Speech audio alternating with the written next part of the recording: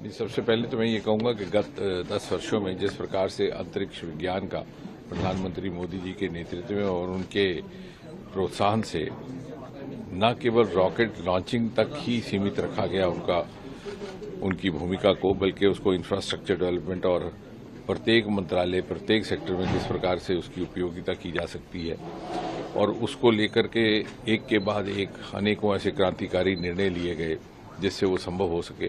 उसी श्रृंखला का एक आज ये नतीजा है, ये इसी क्रम में कि आज एक भुवन पंचायत नाम का पोर्टल लॉन्च किया गया। आपको स्मरण होगा कि सन 2015 के लगभग प्रधानमंत्री मोदी जी के निर्देश अनुसार एक 2 दिवसीय ब्रेन स्टॉर्मिंग का एक सेशन हुआ था, जिसमें प्रत्येक मंत्रालय के प्रतिनिधियों को अंतरिक्ष वैज्ञानिकों के साथ बिठा करके ये समझने का अवसर दिया गया कि कहां पर स्पेस टेक्नोलॉजी के माध्यम से स्मार्ट सिटीज के निर्माण में, रेल क्रॉसिंग्स की सुरक्षा के लिए या रेल के हादसों को रोकने के लिए या इत्यादि और बहुत सारे डिजिटल इंडिया में, टेलीमेडिसिन में किस प्रकार से उपयोग किया जा सकता है।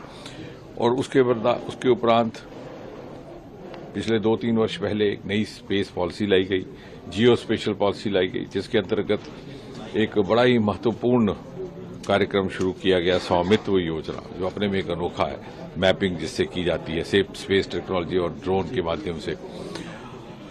और उसी क्रम को आगे बढ़ाते हुए आज ये भुवन पंचायत पोर्टल, अर्थात पंचायतों के स्तर पर जो ग्रामीण क्षेत्रों की लैंड मैपिंग है वो किस तरह से टेक्नोलॉजी के माध्यम से की जा सके। उससे पारदर्शिता भी आएगी, एक्यूरेसी भी आएगी और उसमें नागरिक की भागीदारी भी रहेगी।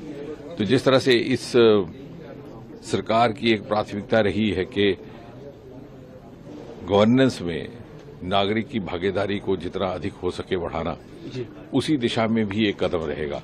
यानी इस लोकतांत्रिक कड़ी का सबसे निचली पैदान है पंचायत। तो पंचायत के स्तर पर ये भुवन पंचायत पोर्टल ग्रामीण लैंड मैपिंग में भाग लेगा, उसमें सहयोग करेगा और साथ ही साथ जैसे प्रधानमंत्री सदा इस बात पर बल देते हैं कि साइलोज से निकल करके इंटेग्रेटेड तरीके से ये सरकार काम करे, होल ऑफ गवर्नमेंट का कॉन्सेप्ट भी आपको आज यहां देखने को मिला। एक ही छत के नीचे इसरो विभाग के अधिकारी भी थे, पृथ्वी विज्ञान मंत्रालय के लोग भी थे, गृह मंत्रालय के भी, पंचायती राज विभाग के भी। तो 6, 7, 8 विभागों ने मिलकर के इस कार्यक्रम को सफल बनाने में अपना योगदान दिया। एक नया क्रांतिकारी कदम है। और दूसरा जो एक ऑप्शन लॉन्च किया गया, national database for disaster management, वो एक पैन इंडिया एक सूचना देने का माध्यम रहेगा नोडल डिपार्टमेंट्स के लिए। जब भी कोई डिजास्टर होने की संभावना हो, उसकी सूचना प्रायर इन्फॉर्मेशन देने के लिए और उसकी रोकथाम के लिए पर्याप्त समय भी उनके लिए उपलब्ध रहे, उसमें सहयोग करेगा।